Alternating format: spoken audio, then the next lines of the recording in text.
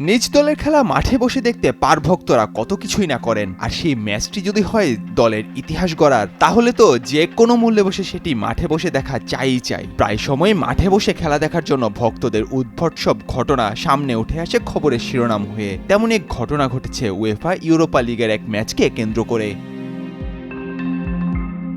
ইতিহাস গড়ার দ্বার প্রান্তে ছিল নরওয়ের ক্লাব ব্লোডো গ্লিম্ট। প্রথমবারের মতো তারা ইউরোপীয় কোনো প্রতিযোগিতার ফাইনালে ওঠার হাতছানি দেখতে পাচ্ছিল। দ্বিতীয় সেমিফাইনালে টটেনহামের বিপক্ষে ছিল তাদের ইতিহাস গড়া সেই ম্যাচ। দল হারুক বা জিতুক, এমন ম্যাচে যে কোনো ভক্তই মাঠে বসে উপভোগ করতে চাইবেন। আর্কটিক সার্কেলের আসপামাইরা স্টেডিয়ামে ছিল সেই ম্যাচটি। এই ম্যাচের দর্শক ধারণ ক্ষমতা 50,000, কিন্তু বাকি ছিল মাত্র 480 সিট। কিন্তু তাও ছিল যে দুষ্প্রাপ্য।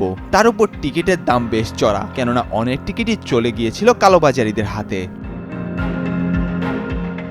এমন পরিস্থিতিতে সেই অমূল্য টিকিট না পেয়ে একটু অন্যরকম পথেই হাঁটলেন টোর্বিয়ান এইডা নামের এক সমর্থক। 5 কিলোগ্রাম শুটকি মাছের বিনিময়ে শেষ পর্যন্ত কালোবাজার থেকে টিকিট কিনে ম্যাচটি দেখেছেন তিনি। মূলত নরওয়ের সেনজা এলাকায় বোকানাফিস্ক নামের এ মাছের আড়তের প্রোডাকশন ম্যানেজার এইডা।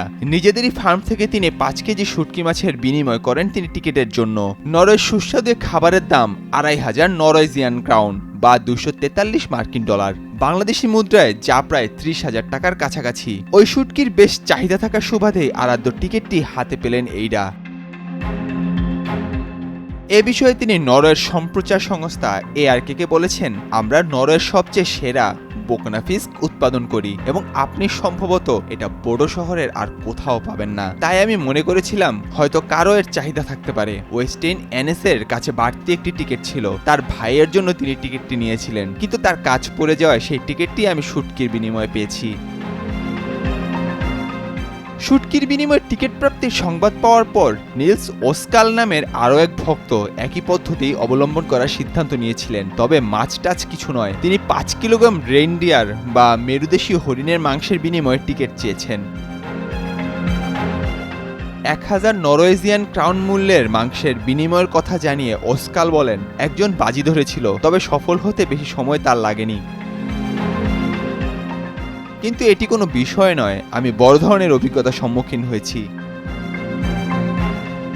তবে ভক্তদের এমন পাগলামির মূল্য খেলা দিয়ে পুষিয়ে দিতে পারেনি বোডো। টটেনহামের বিপক্ষে 2-0 গোলে হেরে টুর্নামেন্ট থেকে বিদায় নিতে হয়েছে তাদের। নাহিয়ান আরিফিন, নয়া দিগন্ত।